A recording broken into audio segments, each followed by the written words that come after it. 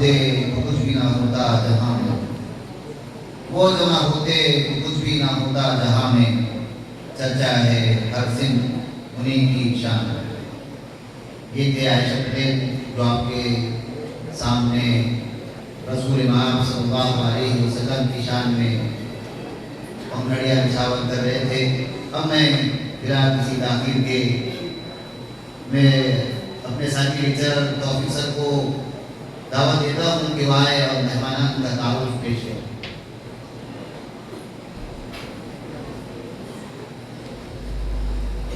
बिस्मिल्लाहिर्रहमानिर्रहीम। मोहतरम सदर मजलिस, मोहतरम मेहमान खुसूसी अमीर हसन साहब, मुअज़्ज़िज़ असातिज़ा इकराम, अज़ीज़ तलबा व तालिबात, अस्सलामु अलैकुम व रहमतुल्लाहि व बरकातुहू। सलामती हो आप तमाम पर, अल्लाह की रहमतें और बरकतें नाज़िल हो। अज़ीज़ साथियों, आज हम सब इस मुबारक मौके पर जमा हैं कि हम अपनी ज़िंदगी को नई सोच, नया ज़ाविया और नया हौसला दें।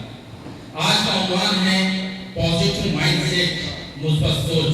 इस मौजू पर रोशनी डालने के लिए हमारे दरमियान वो शख्सियत मौजूद है जिन्होंने अपनी पूरी जिंदगी नौजवानों, तुलबा और समाज के हर तबके को उम्मीद, यकीन और क़यादत का सबक दिया है। जी हाँ, मैं बात कर रहा हूँ मोहतरम अमीर हसन साहब की, जो जमात इस्लामी हिंद के नायब अमीर है, माहिर नफ्सियात है, आलमी सतह के स्पीकर है और न्यूरो लिसानी प्रोग्रामिंग के सर्टिफाइड ट्रेनर है।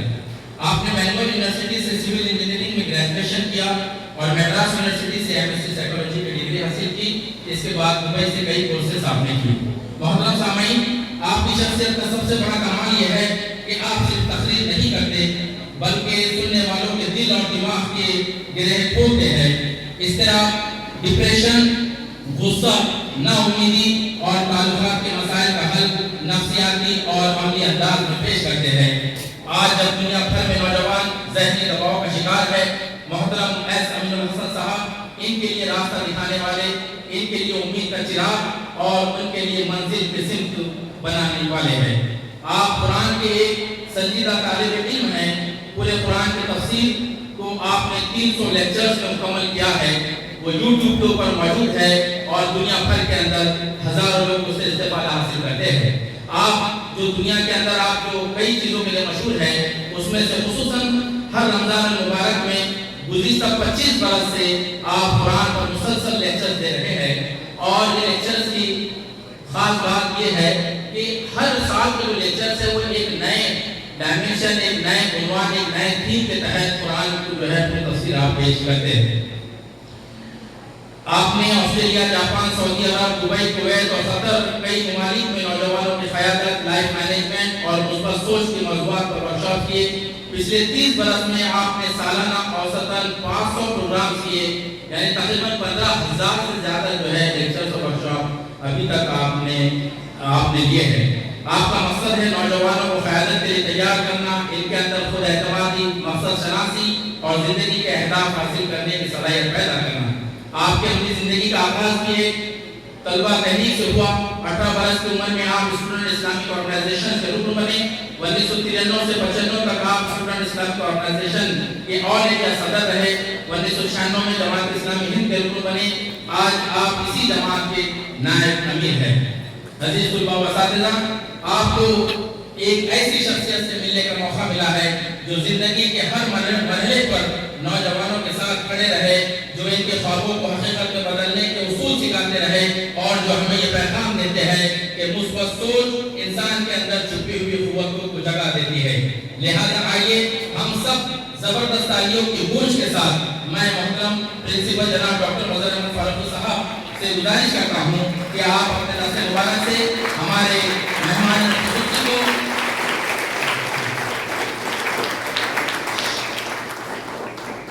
आप जो है शाल और गुलपोशी से जो है नवाज़ें।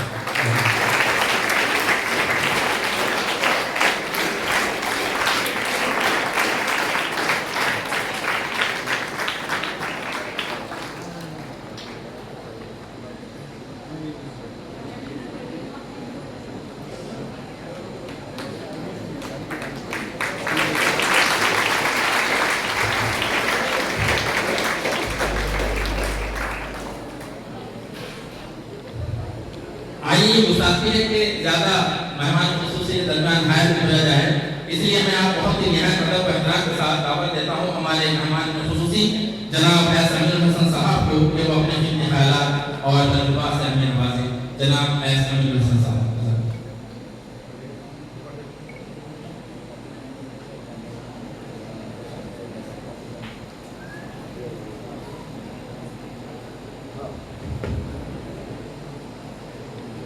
अऊज़ु बिल्लाहि मिनश शैतानिर रजीम व इन्ना मअल उसरि युस्रा इन्ना मअल उसरि युस्रा सदक़ल्लाहुल अज़ीम।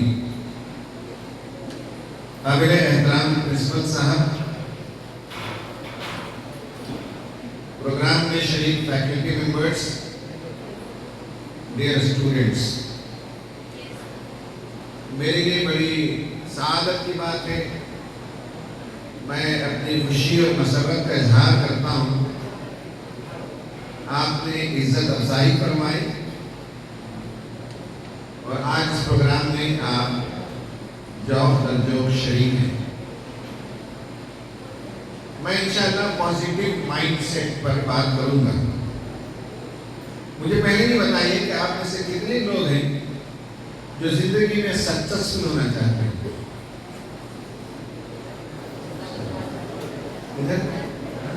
सब, इसका मतलब है ऑलमोस्ट सक्सेसफुल होना चाहते हैं। उसका एक फॉर्मूला बताइए सक्सेसफुल लाइफ के लिए। Tell me one single formula, one recipe that is needed to be successful in life.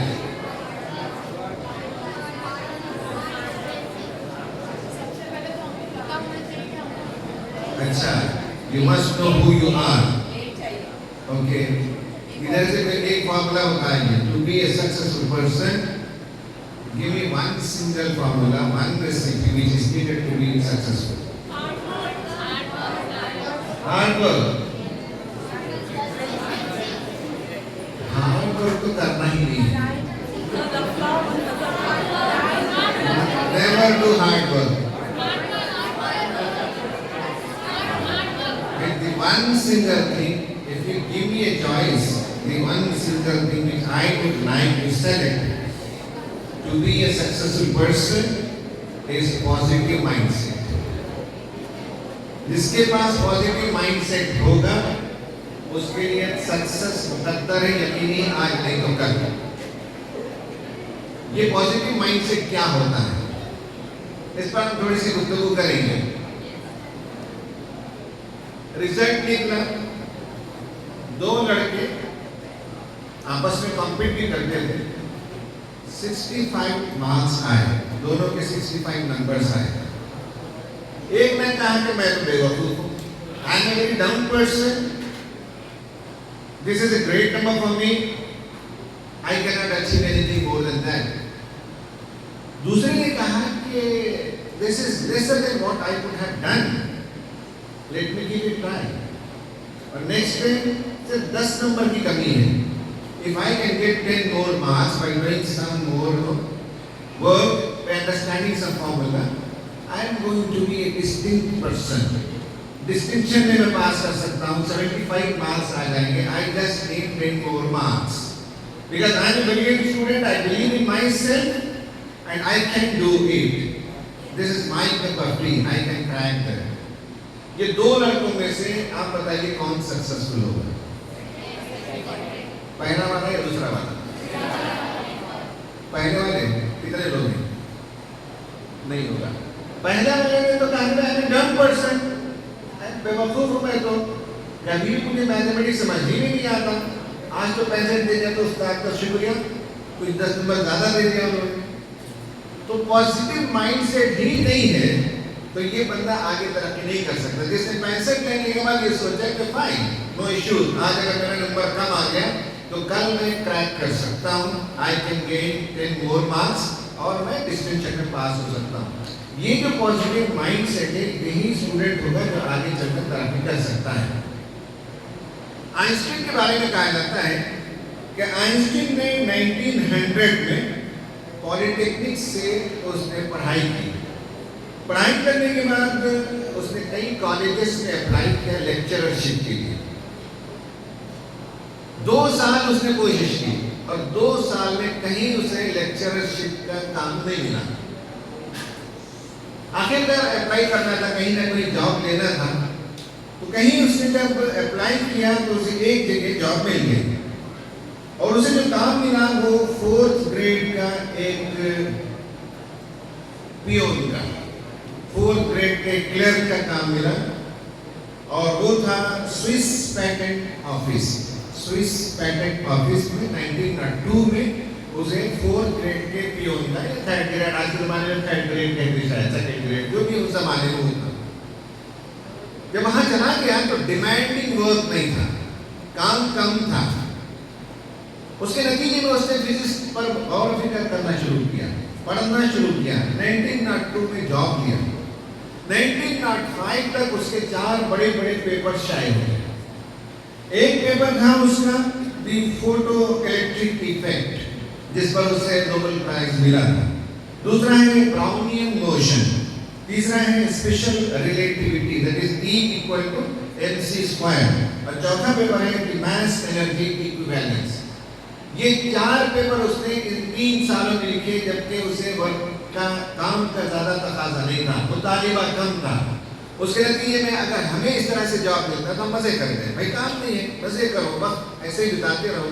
लेकिन उसने वक्त नहीं बिताया, उसने अपने आप को गनीमत जाना। अगर वो लेक्चरर बनता तो शायद ये पेपर्स नहीं लिख पाता, इसलिए कि एक तो लेक्चरर से डेली रूटीन के काम होते हैं और दूसरा जो है ऑफिस पॉलिटिक्स भी होता है। यहाँ होता है कि पता नहीं मुझे होता है, उसमें भी एनर्जी बहुत ज़ाहिर हो जाती है प्रोफेसर्स की, टीचर्स की।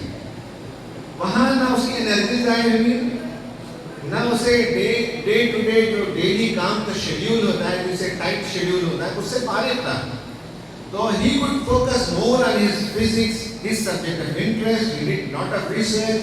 He wrote 4 research papers, जिसके नतीजे में आगे चलकर वो दुनिया का बहुत बड़ा साइंटिस्ट माना गया।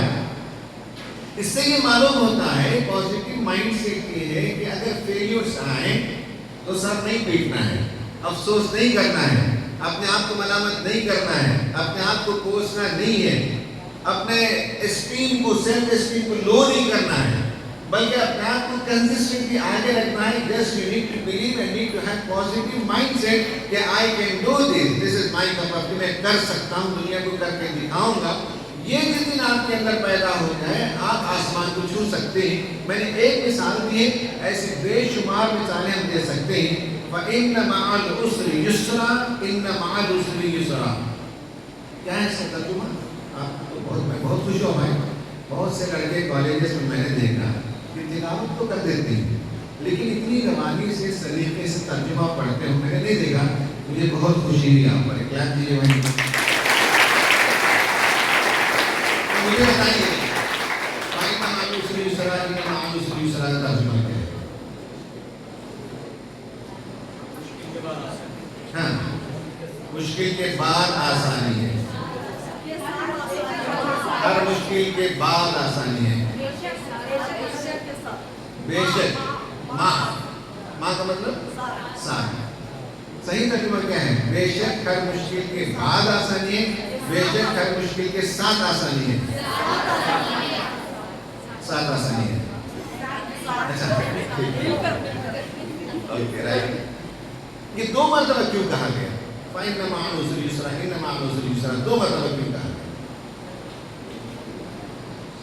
2 मरतबा क्यों कहा गया? एक ही बात।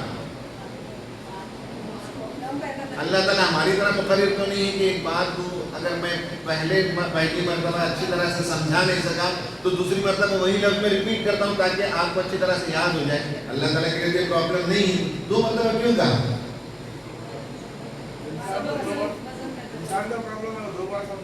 अच्छा, इंसान का प्रॉब्लम 2 बार समझाना पड़ता। नहीं, इसका सिंपल जवाब समझ लीजिए। पहली मरतबा फा के साथ, फइन्न मअल उसरि युस्रा, फा के साथ जब वर्ड आया है तो एक प्रिंसिपल को अल्लाह ताला ने बयान किया, एक कुलिया बयान किया, एक उसूल बयान किया। वो उसूल ये है कि हमेशा, always in between challenges you find opportunities. अगर आसान अंग्रेजी तर्जुमा करना चाहे, in between challenges always you find, in between challenges always you find opportunities. ये प्रिंसिपल है। दूसरी बात, इन्न मअल उसरि दूसरा कवर दे। Now it is your duty to find out opportunities between the challenges you are facing right now. जो मुश्किलात में इस वक्त घिरे हुए हैं, एग्जाम में फेल हो गए, नंबर ज्यादा नहीं आया, काम का बोझ है, यहाँ भी काम है, घर में भी काम है, बहुत सी चीजें होती हैं। बहुत से तलबा होते मैं जानता हूँ माशाल्लाह पढ़ाई भी करते हैं, शाम में इवनिंग में जाकर कुछ और कोर्स करते हैं या जॉब करते हैं, घर की मुआशी जिम्मेदारी संभालते हैं। इससे बहुत से बच्चों को मैंने देखा दिन में कॉलेज में, शाम में है जॉब में, पैसे उसी से कमाते हैं, घर भी चलाते हैं, अपनी तालीम भी करते हैं। तो इसका मतलब ये हुआ कि हमने तो दुनिया को इस उसूल पे बनाया कि हमेशा चैलेंजेस आते रहेंगे। दुनिया में कोई इंसान आज तक ऐसा पैदा नहीं हुआ जिसे चैलेंजेस ही ना हो। Born with silver tea spoon जिसे कहा जाता है, उसे भी चैलेंजेस होते हैं। अपने सिल्वर टी स्पून को बचा के रखना होता है, कोई दूसरा छीन सकता है, पावर उससे चला जा सकता है, उसका इख्तियार खत्म हो सकता है, उसकी कुर्सी उलट दी जा सकती है, उसे भी चैलेंज है। कोई दुनिया में ऐसा इंसान पैदा नहीं हुआ जिसे चैलेंजेस ही ना हो। लेकिन पॉजिटिव माइंडसेट ये है कि उन चैलेंजेस के बीच में हमेशा अल्लाह ताला ने अपॉर्चुनिटीज को रखा है। उन अपॉर्चुनिटीज को तलाश करना सक्सेसफुल लोगों का काम है। और जो लोग दुनिया में नाकाम होते हैं वो सिर्फ प्रॉब्लम्स को देखते हैं, सोल्यूशन को नहीं देखते। घरों में भी आपने देखा माँ बाप और बच्चों में रोजाना शॉर्ट सर्किट होते रहता है, होता है। एक ही बात रिपीटेडली माँ 10 साल से कहते रहती है, तुम सलीका मानती हो, तुम लेट से उठते हो, तुम रात में देर से जागते हो, तुम माँ का कुछ काम नहीं करते, तुम बेकार हो, फलां। Repeatedly the problem is being told again and again. इससे कोई इंसान बदलता नहीं दुनिया में। अगर कोई टीचर बार स्टूडेंट को बोले कि तुम बहुत ही डल स्टूडेंट हो, डम स्टूडेंट हो, मैं लिख कर दे सकता हूँ कि तुम दुनिया में कोई बड़े इंसान नहीं बन सकते, तो प्रॉब्लम नरेट करना कोई बड़ा काम नहीं है। रियली ग्रेट लोग वो होते हैं जो सोल्यूशन फोकस्ड होते हैं, सोल्यूशन पेश करते हैं। माँ बाप है तो अपने बच्चों को सोल्यूशन पेश करें, बेटे देखो मैं चाहती हूँ या मैं चाहता हूँ कि तुम दुनिया में आगे बढ़ो, तो फोन को इस्तेमाल कैसे किया जाए, रेगुलेट कैसे किया जाए, आर्टिकल पढ़ो, ये तकरीर सुनो। मेरी बात जो है ऐसे फादर लोग नहीं मानेंगे बच्चे। मैं अगर उनको एक अच्छे आर्टिकल की तरफ इशारा कर दूं, किसी इन्फ्लुएंसर की तरफ इशारा कर दूं और इन्फ्लुएंसर की तकरीर बच्चे सुन लें, तो एज ए फादर मैं उस वक्त सक्सेसफुल हूँ जब मैंने एक चैलेंज को अपॉर्चुनिटी में बदल दिया, सोल्यूशन पेश कर दिया। तो आपकी जिंदगी में भी परेशानी आती है, मसाइल आते हैं। जिस दिन आप सोल्यूशन ओरिएंटेड हो जाएंगे उस दिन आप पॉजिटिव माइंडसेट के आदमी होंगे। जो पॉजिटिव माइंडसेट का आदमी होता है वो हमेशा जो है हल दरियाफ्त करता है। और जो आदमी पॉजिटिव माइंडसेट का नहीं होता, नेगेटिव माइंडसेट का आदमी होता है, वो हर जगह मसाइल तलाश कर सकता है। एक खूबसूरत गार्डन में ले जाकर छोड़ दीजिए, एक खूबसूरत 14वीं के चांद की रात में ले जाकर उसे छोड़ दीजिए, सारी दुनिया तारीफ करेगी, वाह क्या खूबसूरत रात है, चांद निकला हुआ है, कैसी रोशनी बिखरी हुई है, क्या खूबसूरत मंजर है। लेकिन जो बंदा नेगेटिव माइंडसेट का होगा वो कहेगा क्या अंधेरी रात है, पता नहीं लोग क्या तारीफ कर रहे हैं। यानी वो उम्मीद में भी मायूसी की किरण है। वो नेगेटिव माइंडसेट का आदमी जो है उम्मीद में मायूसी की किरण है, और पॉजिटिव माइंडसेट का आदमी मायूसी में उम्मीद की किरण है। आप किधर रहना चाहते हैं? मायूसी में उम्मीद की किरण की तरफ कितने लोग हैं? अच्छा 10-20 लोग हैं। मायूसी में उम्मीद की किरण सर इतने ही लोग, बाकी नहीं होंगे। पॉजिटिव माइंडसेट यही है कि आप सोल्यूशन दरियाफ्त करें, आप अपने प्रॉब्लम पर फोकस न करें बल्कि सोल्यूशन की तरफ आप फोकस करते रहें, तो इंशाल्लाह आप आगे बढ़ सकते हैं। बहुत से मरतबे सेटबैक्स होते हैं। ये search for man's meaning, man's search for meaning, Viktor Frankl एक साइकोलॉजिस्ट गुजरा है। वो वर्ल्ड वॉर 2 में गैस चैम्बर में गया हुआ था, जो डिटेंशन कैंप्स थे उसमें। उनमें से बचने वालों में से, सर्वाइवर्स में से था, वो साइकियाट्रिस्ट था। उसकी किताब है मैन्स सर्च फॉर मीनिंग, आप उसको पढ़ लीजिए, विक्टर फ्रैंकल। उसने लिखा है कि ट्रेन में भरकर भेजा जाता था। वो व्हाट्सएप का ज़माना नहीं था, मोबाइल का ज़माना नहीं था। यहूदियों को जो हिटलर के खिलाफ बोलने वाले थे, क्रिश्चियंस हो, लेफ्टिस्ट हो, सबको चढ़ा चढ़ा के ट्रेन से भेजते, बहुत दूर दराज भेजते। प्लेटफॉर्म में उतरने के बाद ऑफिसर्स होते थे, लोगों को 2 हिस्सों में तकसीम करते थे। ऑस्ट्रिच आज भी है पोलैंड वगैरह में, आप जाकर देख सकते हो उसके हिस्से बाकी। तो दो हिस्से करते हैं ऐसे random select, you go right you go left. लोगों को बताने के राइट में जाने का मतलब क्या है, लेफ्ट में जाने का मतलब क्या है। तो जो बड़ी उम्र के लोग हैं, बुढ़े लोग हैं, औरतें सब राइट, और जो नौजवान हैं सब लेफ्ट भेजते थे। जो राइट में गए उनसे कहते थे कि बहुत लंबा सफर करके आए हो, 1 दिन का सफर, 1.5 दिन का सफर, हम चाहते हैं कि पहले तुम जो है वॉश कर लो, बांध ले लो। बड़े से कैंप में जिसमें 1,500 2,000 लोग होते, ऊपर से पानी जो है शवर होता था, उसमें वो मतलब आदमी को बेहोश करने का केमिकल होता था। तो उस नहला कर आदमी को बेहोश कर दिया, सबके कपड़े उतारते थे, नंगे करते और सबको बेहोश करते और सबको लॉरी में लोड करके ले जाते, अगले जगह ले जाकर गैस चैम्बर में डालते, उसी दिन मार देते। ये सब साइकोलॉजी की किताब में अवेलेबल है, अगर आप चाहें तो जाकर देख सकते हैं। ये आप तस्वीरें देख सकते हैं, एक नॉर्मल साइकोलॉजी की जो किताब है उस किताब में तस्वीरें मिलती हैं। जो लेफ्ट में गए उनको ले जाकर पहाड़ तोड़ने के लिए इंडस्ट्रीज में, फैक्ट्रीज में काम करने के लिए लगा दिया जाता था नौजवानों को, जो हिम्मत वाले थे, एनर्जी वाले थे। उसमें विक्टर फ्रैंकल ने कहा कि पॉजिटिव माइंडसेट वाले हमेशा पूर्ण उम्मीद होते हैं। जो लोग उम्मीद की शमع रोशन रखेंगे, होपफुल रहेंगे, वो दुनिया में किसी न किसी तरीके से सर्वाइव कर सकते। मर भी जाए तो कोई दुनिया की ताकत ऐसी नहीं जो हमारे होप को छीन सके। हमारी जान ले सकते हैं लेकिन हमारी उम्मीद को छीन नहीं सकते, उस पर हाथ नहीं डाल सकते। तो उसने कहा कि लोगों को उम्मीद होती थी कि 25 दिसंबर आ गया या फलां जो है किसी बड़े आदमी का जन्मदिन आ गया, तो हिटलर ने ऐलान किया कि इस बार हम 500 लोगों को रिहा करेंगे, इस दिन हम 200 लोगों को रिहा करेंगे। तो लोग उम्मीद लगाए बैठते थे। 25 दिसंबर आया तो उम्मीद लगाए बैठे थे हमारा नंबर निकलेगा। जैसे ही नंबर नहीं निकला तो उसने लिखा है 26-27 दिसंबर को कई लोग मर जाते थे, होपलेस हो गए, ना उम्मीदी की जिंदगी होती है, तो 2 दिन के अंदर मर जाते थे लोग। इसका काम यह था लोगों को सरवाइव करने के लिए पॉजिटिविटी देता था विक्टर फ्रैंकल। इसने लिखा है मेरा ये काम था कि मैं लोगों से कहता कि दोस्तों तुम कुछ ना कुछ दुनिया में करो, लोगों के काम आओ। अब जेल की जिंदगी है, ओपन जेल है, यहाँ क्या कर सकते। कहा कि ब्रेड मिलता था सबको 2-2 टुकड़े, तुम क्या करो किसी ज्यादा गरीब मजदूर मेहनती आदमी का अपना ब्रेड एक दिन भूखे रहो, इससे जो खुशी मिलेगी तुमको किसी और चीज से खुशी नहीं मिलेगी। सर्दी में कपड़े नहीं मिल रहे हैं, तुम्हारे पास अगर कोई गर्म कपड़ा है तो किसी दूसरे आदमी को दे दो, उससे तुम्हें खुशी मिलेगी। तो बहुत से लोगों ने पॉजिटिव माइंड सेट के साथ जेल की जिंदगी, डिटेंशन कैंप की जिंदगी बसर की, लोगों को खिलाते रहे, लोगों को गर्म कपड़े पहनाते रहे, लोगों की दवा दारू का इंतजाम करते रहे। आखिरकार वर्ल्ड वॉर 2 में जर्मनी टूट गया, हार गया, बहुत से लोगों को ऑटोमेटिक रिलीज कर दिया गया। तो वो तमाम वो लोग थे जो पॉजिटिव माइंड सेट के थे, हालात का मुकाबला किया, चैलेंजेस का मुकाबला किया, अपॉर्चुनिटीज को फाइंड आउट किया कि कुछ ना कुछ मीनिंग तलाश करें जिंदगी में, उस मीनिंग के तहत लोगों की खिदमत करते रहे। वक्त आया तो बाहर निकल गए। ये है दरअसल के why one should be positive। जब पॉजिटिव आदमी होता है तो खुद जिंदगी का माना तलाश करता है। जिन लोगों के अंदर पॉजिटिविटी नहीं है उनकी जिंदगी में मानवीयत नहीं है, बेमाना जिंदगी बसर करते हैं, बेमकसद जिंदगी बसर करते हैं। तो हम ये चाहते हैं कि हमारे तलबा और टीचर्स और इस प्रोग्राम को जितने लोग सुन रहे हैं वो पॉजिटिव माइंड सेट पैदा करें। पॉजिटिव माइंड सेट के सिलसिले में 3 बातें मैं बताना चाहता हूँ। एक तो स्टूडेंट्स हैं जिनके इम्तिहानात एग्जामिनेशन पढ़ाई का आता है, तो उसमें बहुत से मतलब मैंने देखा तलबा बास सब्जेक्ट के बारे में अपना एक जहन बना लेते हैं और अपने आप से कहते हैं भाई बहुत मुश्किल है, मैथमेटिक्स की टीचर आ गई, या अल्लाह ये क्यों आ गई।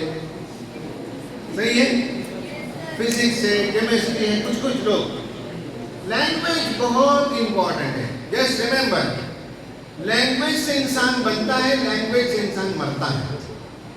हम में से जो आदमी सर यहाँ बैठे हुए हैं, अगर हम इनसे कहें कि माजी में जाएं, अपने टाइम लाइन में जाकर ये तलाश करें तो हमें पता चलेगा यहाँ तक पहुँचने में इनके माँ बाप ने जो लैंग्वेज इस्तेमाल किया उसने यहाँ पहुँचाया।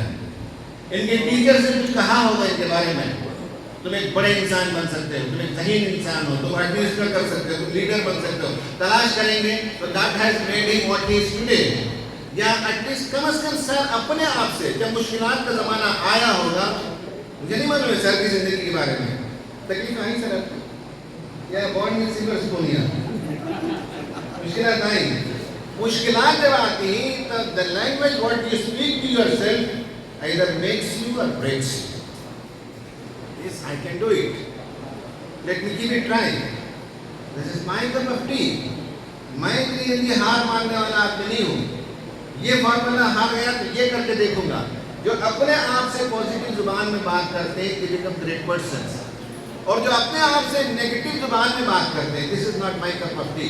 ये बड़ी मुसीबत है कि अल्लाह ताला को मैं ही मिला बार बार आजमाइश के लिए, मेरा ही घराना मिला के मसाइल भेजे, ये तो मैं नहीं कर सकता साहब।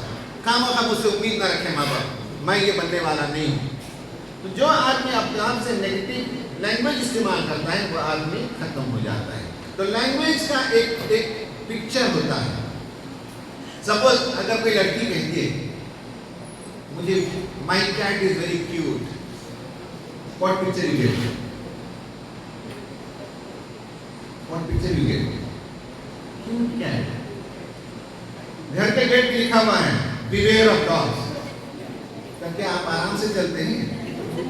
No, that creates a picture, my dog is ferocious. जैसे बिवेयर ऑफ डॉग आपने देखा तो दैट क्रिएट्स ए पिक्चर। आपने मुझे शादी के लिए बुलाया, मैंने कहा है कि I will come show you, what picture you gate? मैं आ रहा हूं आपकी शादी में, मैंने कहा कि देखेंगे, दैट देखेंगे as a meaning, as a picture. तो आप, मैंने जब कहा कि आप शादी में बुलाए, मैंने कहा देखेंगे, तो क्या आप मुझे शादी में आते हुए नजर आते हैं, देख पाते हैं? नहीं, करेक्ट है? Every word what you speak creates a picture. कुछ पिक्चर्स होते हैं जो इंसान को दबा देते हैं, कुछ पिक्चर्स हैं जो इंसान को उठाते हैं। You need to do hard work, you need to do hard work, you need to do hard work. बच्चों को टीचर्स कहते हैं, उसका मतलब है रोजाना वो पहाड़ खोद रहे होते, पहाड़ खोद रहे होते, इसकी वजह से वो पढ़ ही नहीं पाते। टीचर से जब कहा जाता है कि सबमिशन करना है, टीचर्स को टू मच ऑफ वर्कलोड। वो बुढ़िया जो बाजार में लोड लेकर चलती है, उनका पिक्चर वही जहन में आता है कि वर्कलोड लेकर चल रहे हैं। They don't become smart teachers. Language create pictures. You need to be very mindful of the language you speak to yourself. When you say workload, you become a laborer. When you say it's a project, you become a scientist. You become a smart person. You become an achiever. This is my project, I need to do it by today. This is my workload. तो नौकरानी बन गई, इसलिए नौकरानी के इतने सामने बर्तन डालते जाते इतना गुस्सा आता है। खासकर हमारे घर में जो मेहमान आकर चले जाते हैं, अगले दिन जब आती है तो पूछते क्या मैम घर में बहुत मेहमान आए शायद, क्योंकि मालूम है रोजाना 10 बर्तन धोती, आज 20 बर्तन धोना है। वो हमारी जो लेबरर होती है मेड, उसके लिए वर्कलोड है 20 बर्तन धोना।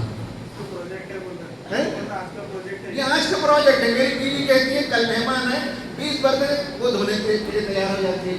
That is the project for her, she is present about it. तो लैंग्वेज इज वेरी इंपॉर्टेंट। क्या लैंग्वेज आप इस्तेमाल करते हैं अपने आप से बात करने के? मैं एक बेवकूफ़ हूँ, मैं एक नालायक हूँ, मैं एक फेलियर इंसान हूँ, मैं गुनहगार हूँ, खुदा मुझे नहीं चाहता। मेरे पास इतने केसेस आते हैं। कल तो एक लड़की 2 दिन से मेरे पास बैठी हुई थी, रोजाना मेरे पास आते रहते हैं लोग। मरकज में असर से मगरिब फ्री टाइम है, एनीबॉडी कैन वॉक इन, बाकी टाइम में हमारा टाइम होता है। तो उसका प्रॉब्लम यही है कि अल्लाह मुझसे चाहता नहीं, अल्लाह मुझसे नाराज है, मैं गुनहगार हूँ, मैं फलां हूँ, मैं कुछ नहीं कर सकती, मैं बोझ होते शौहर पर, दुनिया में मैं क्यों जीती हूँ। जितने अल्फाज इस्तेमाल करती है उतने एकदम डाउन। मैंने उसको तलाश किया तो मालूम हुआ कि बचपन में कुछ जुमले लोगों ने कसे थे उस पर। उससे किसी ने कहा कि तुम्हारी चमड़ी तो गोरी है लेकिन अकल तुम्हारी गोरी नहीं है, किसी ने कह दिया। तो हमने उसे रीफ्रेमिंग करना सिखाया। आप अपने आप को रीफ्रेम कीजिए। जब आपका ज़हन ये कहे कि मैं ये नहीं कर सकता, तो आप चैलेंज करेंगे किसने कहा मैं नहीं कर सकता। अल्लाह ताला ने मुझे वही दिमाग दिया जो आइंस्टीन दिया था।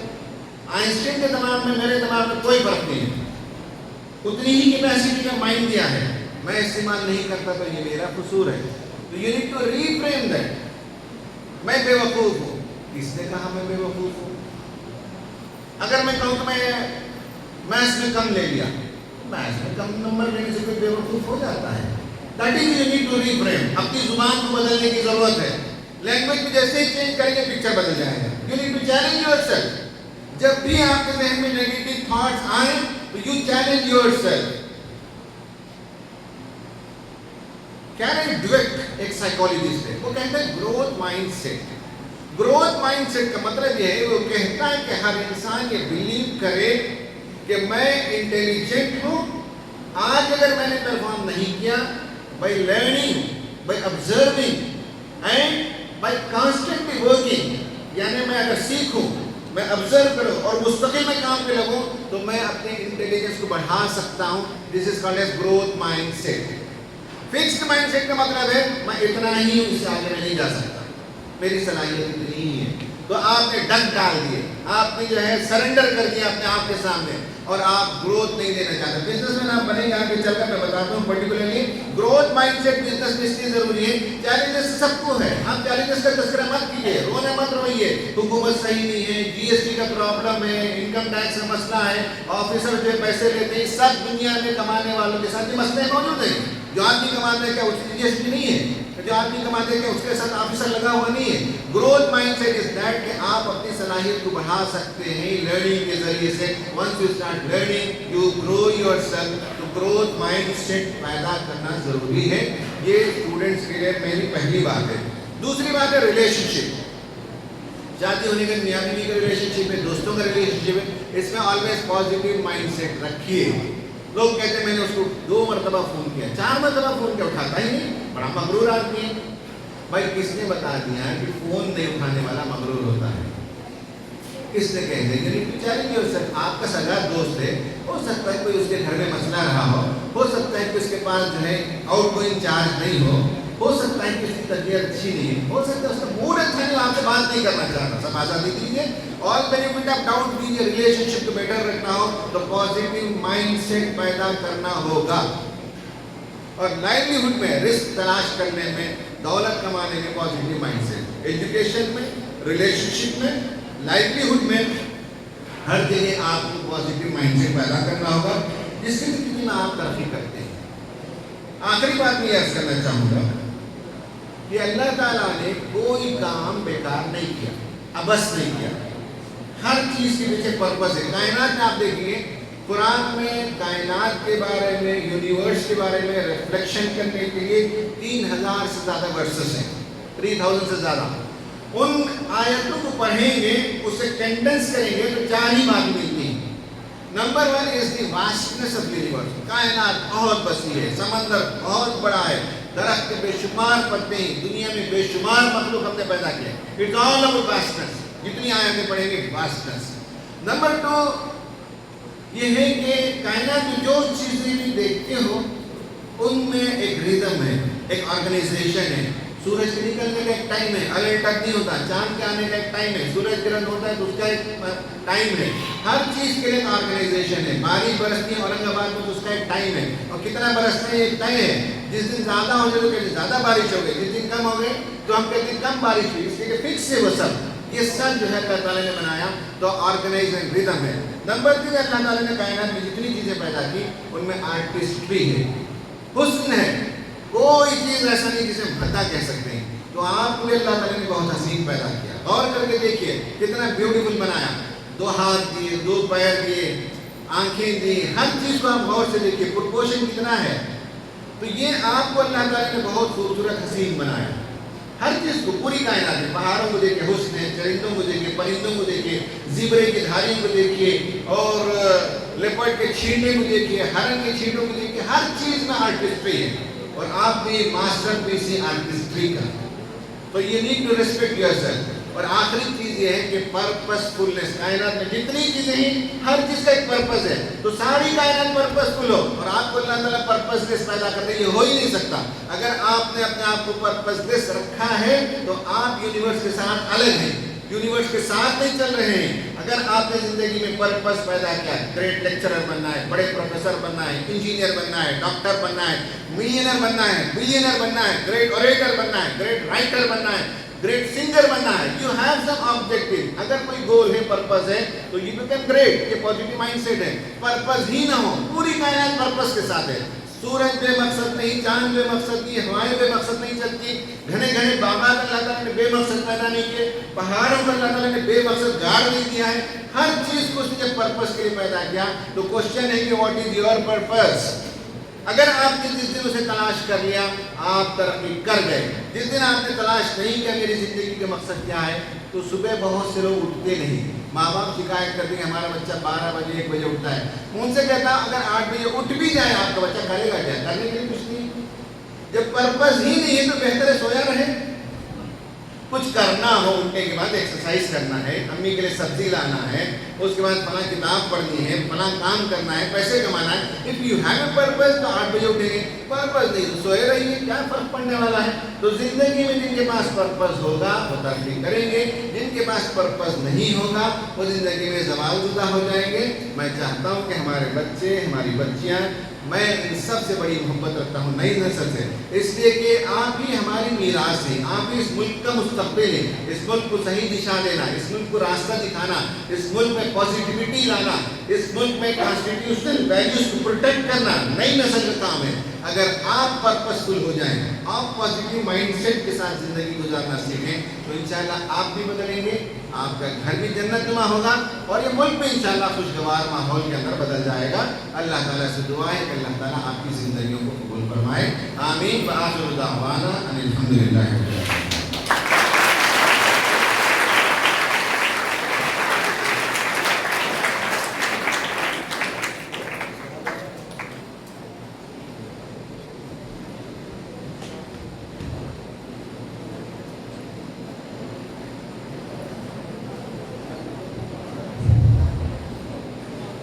आशना अपनी हकीकत से ए दहकान ज़रा, आशना अपनी हकीकत से ए दहकान ज़रा, दाना को खेती भी हो, बारा भी हो, हासिल भी हो। आ किसी की जुस्तजू आवाज़ रखती है तुझे, राह को रवां को रहबर भी हो, मंजिल भी हो। मोहतरम सामीन, आप अमीरुल हसन साहब की तकरीर सुने, जिन्होंने अपनी खूबसूरत और जामे अंदाज में पॉजिटिव माइंडसेट से मुताबिक बहुत ही कीमती मालूमात आप सबको फराहम की है। उनकी ये बातें यकीनन हमारे लिए बड़ी ही रहनुमाई और इल्म का सरमाया है। आइए हम सब उनका शुक्रगुजार है कि जिन्होंने अपनी दिलनशीन और दिलनशीन गुफ्तगू से हमारे जहनों को रोशनी बख्शी। अल्लाह उनको जज़ाए खैर दे। मैं इसके बाद प्रोग्राम का एक ये है कि आप लोग के जहन में अगर कोई सवाल होंगे तो आप बिल्कुल सवाल कर सकते हैं। ये 5 से 10 मिनट आपको सवाल के लिए दिए जाएगा। अगर किसी के सवाल हो तो आप खड़े होकर सवाल पूछ सकते हैं।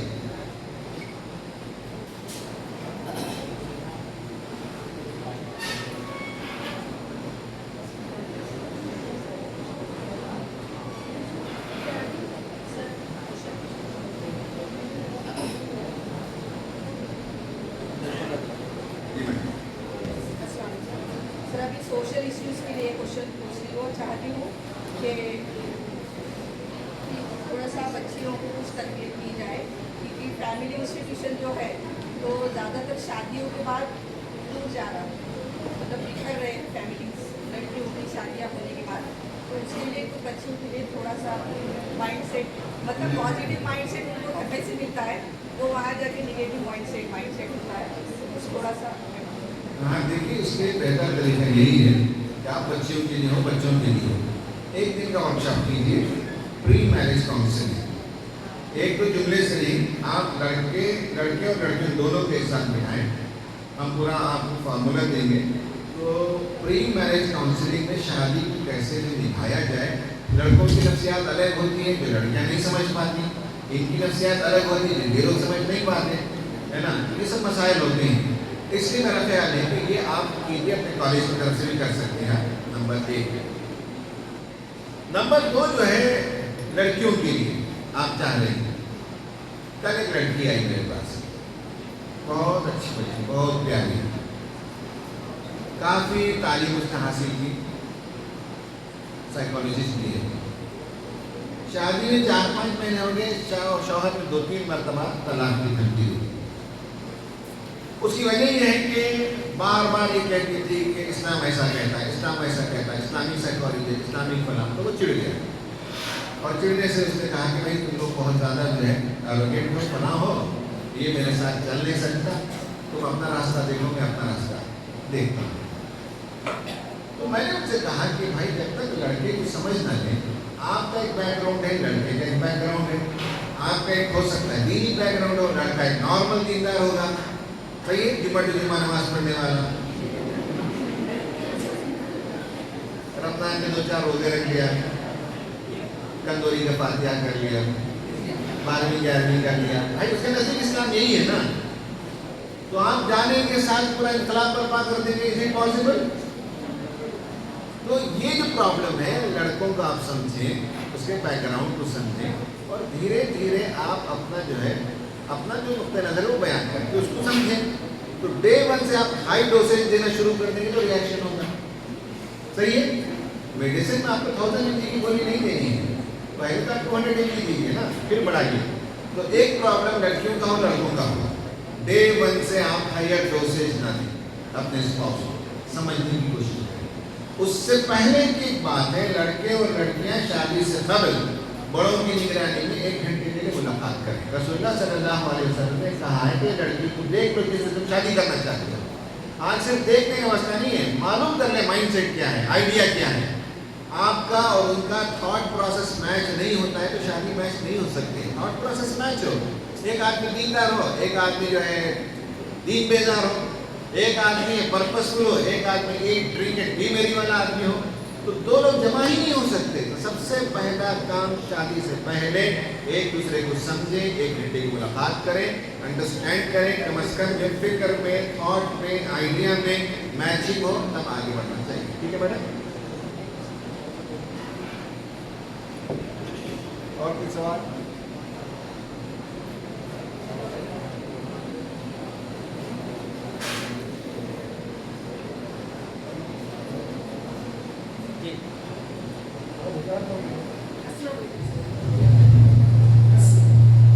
सर, मेरा सवाल है कि मौजूदा मुल्क की हालात जो है उसमें हम अपना पॉजिटिव माइंडसेट कैसे रख सकते हैं? पहली बात तो यह है कि दुनिया हमेशा ऐसा ही रही। दुनिया जो है जन्नत के कहवारा बहुत ही कम मरतबा रही है, अंबिया के ज़माने में, खुलाफा राशिदीन के ज़माने में। उसके बाद के ज़माने से हमेशा प्रॉब्लम्स आते रहे, कभी ऐसा नहीं होगा। फिर उमर बिन अब्दुल अजीज के ज़माने में कुछ मिला होगा, वरना हमेशा दुनिया में सब होता रहा है। जिस दिन आप ये तस्लीम करेंगे तो उस दिन आपका माइंड पॉजिटिव होगा, आप मायूस नहीं होगा। अब ये दूसरा ये कि हमें पैसे के मोह में इसका रास्ता निकालना है। हमें यहाँ कौमों में से कौम नहीं बनना है, हमें यहाँ हुकूमत के लिए अपोजिशन नहीं बनना है, हमें यहाँ इसी गिवन सिचुएशन का रास्ता निकालना है। हमें बजट बनने से पहले हुकूमत को क्या बजट बेहतर है वो देना चाहिए। बिल पास हो रहा हो वक्त का, तो वक्त के लिए जो जॉइंट पार्लियामेंट्री कमेटियों से मुलाकात करके हमें बताना है कि हमारा मौके पे यूनिफॉर्म से रिपोर्ट ला रहे हो तो आप आर्टिकल लिखिए और जाकर उससे मुलाकात करें, बताएं हमारे लोग नजर है। तो ये गिवन सिचुएशन में हमें मसीहा बनना है, हमें गाइड बनना है और हमें इसी में से रास्ता निकालना है, इसके अलावा कोई और तरीका नहीं।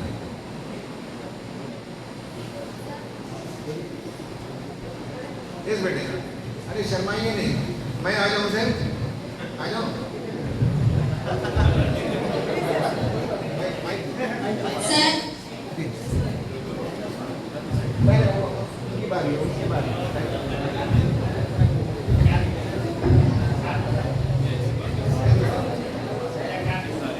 भाई प्लान की में पहली बार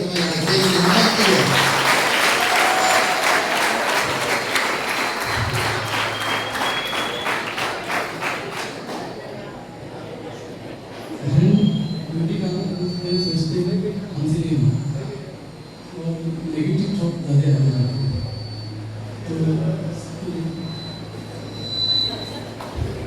इनका सवाल ये है कि जब भी हम कोई काम करने जाते हैं ये हमसे नहीं होगा, ये ख्याल आता है तो नेगेटिव थॉट्स आते हैं। मुझे नहीं मालूम ये क्यों हुआ है। एक वजह ये होती है कि पेरेंटिंग ऐसी होती है बचपन से कि तुमसे ये नहीं होगा, तुम डरपोक हो, तुमसे ना हो पाएगा। एक तो पेरेंटिंग ऐसी हो जाती है। दूसरा, स्कूल में कभी कभी टीचर्स करते हैं, किसी एक लड़के को एक लड़की को निशाना बनाते हैं, सुबह शाम घर का जो गुस्सा है वो आकर बच्चे भी निकालते हैं, तो ऐसे भी हो जाते हैं कुछ लोग। तीसरा ये कि नेगेटिव केमिकल्स माइंड में आती है मुसलसल फोन में रहने से। मुसलसल आप नेगेटिव चीज़ें देखते रहें, स्क्रॉल करते रहें रील्स, और मुसलसल नेगेटिव चीज़ें आप देखने के नतीजे में आपका जो मूड है वो डाउन होता है, नेगेटिव केमिकल्स आने लगते हैं। तो इसके लिए ज़रूरी है कि पहले तो आप अपने आप में बिलीव करें। अल्लाह ताला ने आपको एक मकसद के लिए पैदा किया, और आप जैसा इस पूरी मजलिस में, इस पूरी दुनिया में आप जैसा इंसान कोई नहीं है। आदम से लेकर आज तक आप जैसे इंसान को पैदा नहीं किया। आज से लेकर क़यामत तक आप जैसा इंसान अल्लाह ताला कभी पैदा नहीं करेगा। हर पर्सन इंडिविजुअल है, हर पर्सन यूनिक है, और हमें से हर आदमी डिजाइनर पीस है। डिजाइनर पीस का मतलब क्या है? एक ही कपड़ा है, ये शर्ट है, ये शर्ट जो है ये ब्लू कलर में मिल सकता है, व्हाइट में मिलेगा, औरंगाबाद में मिलेगा। आप इसी शर्ट को जाकर बेंगलोर में ले सकते हैं, 44 में ले सकते हैं, 42 में ले सकते हैं। लेकिन खासकर औरतें कपड़ा पहनती हैं, एक यूनिक पीस होता है। वैसा आपके ना दिल्ली में, औरंगाबाद में, कहीं सिर्फ उनके पास है। That is not a designer piece, body में होता है। बाहर वो कपड़ा 2000 का, ये 20,000 में लेकर आता है, 20,000 में। तो आप वैसे यूनिक पीस है, आपके जैसा अल्लाह ताला ने पैदा नहीं किया। देखिए ये जो कुर्सियां हैं, ये सब जो है फैक्ट्री के मैन्युफैक्चर्ड है। एक ही किस्म की कुर्सी, हजार कुर्सी बनाकर फैक्ट्री के बाहर लगा देता है। पंखे ही ये फैक्ट्री मैन्युफैक्चर्ड है, जाकर देखिए 1 लाख पंखे जो ग्राउंड में रखे हुए। आप में से कोई आदमी फैक्ट्री मैन्युफैक्चर्ड नहीं है। एक आदमी यूनिक पीस है, सिंगल पीस है। तो आप भी सिंगल पीस है। जिस दिन आप ये मानेंगे कि you are a single piece, you are a unique piece, you are a designer piece, you will love yourself, you will respect yourself, you will have high self-esteem, then negativity नहीं होगी, you will be a great performer.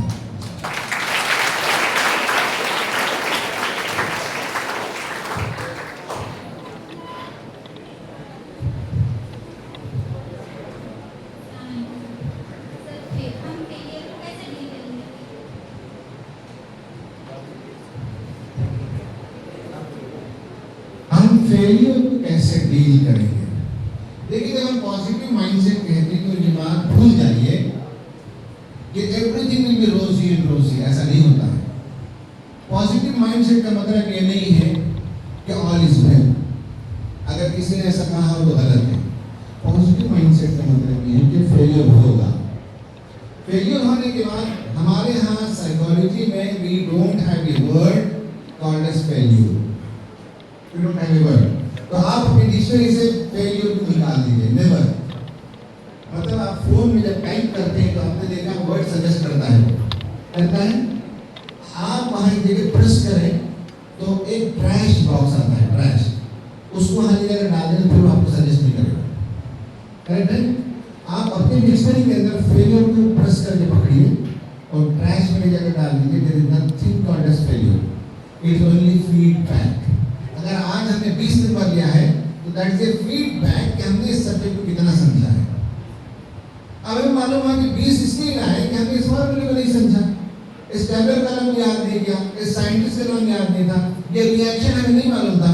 तो हमारे teacher ने जो मुझे 20 number दिया है उनका शुक्रिया कि उन्होंने मुझे फीडबैक दिया है कि मेरा प्रिपरेशन कितना है।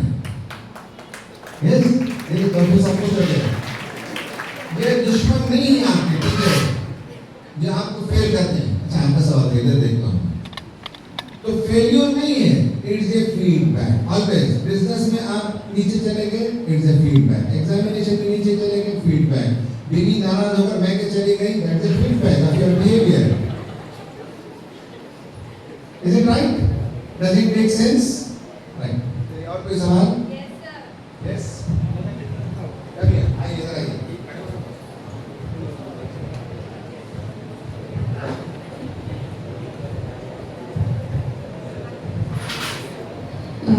सर, आप बोल रहे हैं कि पॉजिटिव माइंडसेट रखिए, ठीक है, हम लोग रखते हैं पॉजिटिव माइंडसेट। हम लोग हमारा मतलब जैसा पॉजिटिव वे में जो चीज में जाना है हम लोग बराबर जाएंगे, ठीक है। अब हम लोग के जो साथ के लोग हैं, जैसे सकते। अच्छा ठीक है, इंसान एक बार सुनता है, 2 बार सुनता है, 3 बार सुनता है, 4थी बार इंसान का दिमाग हिल जाता है। कैसा बोलेगा, कैसा सुनेगा इंसान, हमेशा नहीं सुन सकता ना। तो वही मतलब वो चीज से पॉजिटिव माइंडसेट रहता पर हट जाता। हाँ भाई ये इंसान बोल रहा तो ठीक है, थोड़ा सा तो होगा ना कि हाँ सब बोल रहे हैं ना, करके तो थोड़ा सा इंसान ऐसा होगा, करके ही कोई कुछ बोल रहा है। ठीक है, हम ठीक है सोच लेते हैं, हाँ उन्हें बोल रहा पॉजिटिव माइंड, हाँ ठीक है हंस लो तुम लोग, बोल रहे कुछ।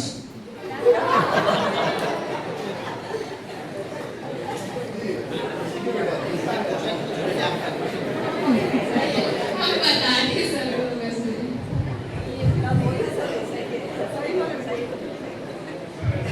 लेकिन ये क्वेश्चन ऐसा है कि कम से कम 2 घंटे का वर्कशॉप लेंगे इस पर। Really? मैंने एक लड़की को पूछता 3 दिन से, यहाँ आने से पहले 3 घंटे का सेशन है, that is called as reframing. बेटी, I am answering your question.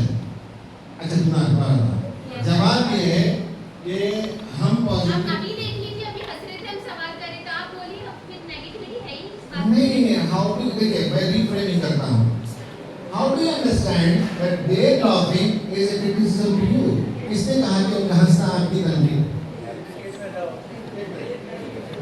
अभी हो जाएगा, मतलब हो जाएगा।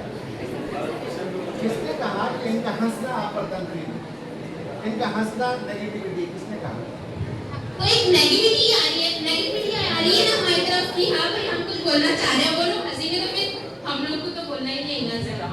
भाई सवाल हमने यही पूछा कि बेटी ने कहा कि तुम्हारा हंसना उनके लिए क्रिटिसिज्म है। रीफ्रेमिंग ये है, किसने कहा कि इनका हंसना तुम्हारे लिए क्रिटिसिज्म है? ये कहना है सकता है कि तुम्हारा हंसना उनके लिए शाबाशी है, तुम्हारा मुस्कुराना जो उनके लिए इंकरेजमेंट है, तुम्हारा मुस्कुराना उनको हिम्मत देना कि तुम स्टेज पर आके कभी नहीं आती थी, आजा का सवाल कर लिया। तो who said? See, all this is meaning making process यहाँ होता है।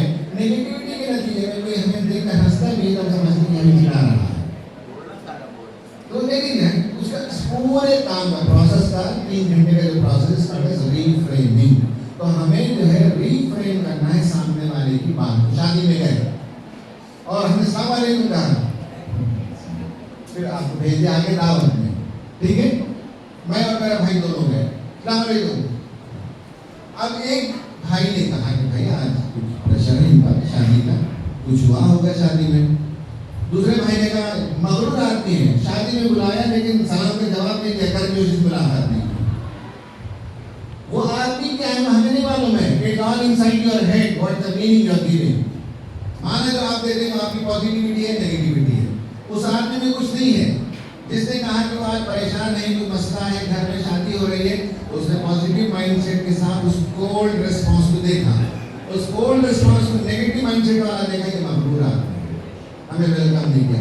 तो there is nothing called as कि भाई मीनिंग है। Meaning is what you make inside your head.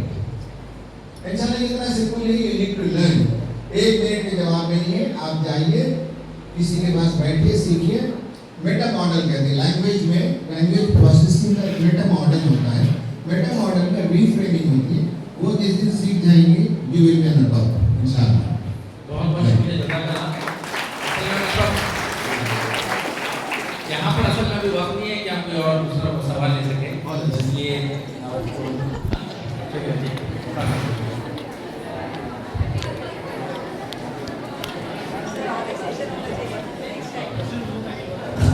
आज में मेहमान आपका बड़ी ही अच्छे अंदाज में क्वेश्चन आंसर जो बच्चों ने सवाल पूछे, असातिज़ा ने सवाल पूछे, इन सवाल का जवाब दे रहे थे। अब प्रोग्राम की आखिरी घड़ी की तरफ बढ़ते हैं और मैं बड़े ही अदब एहतराम के साथ इस जलसे के सदर जनाब प्रिंसिपल डॉक्टर मोहम्मद अहमद फारूकी साहब से गुजारिश करता हूँ कि तशरीफ लाए।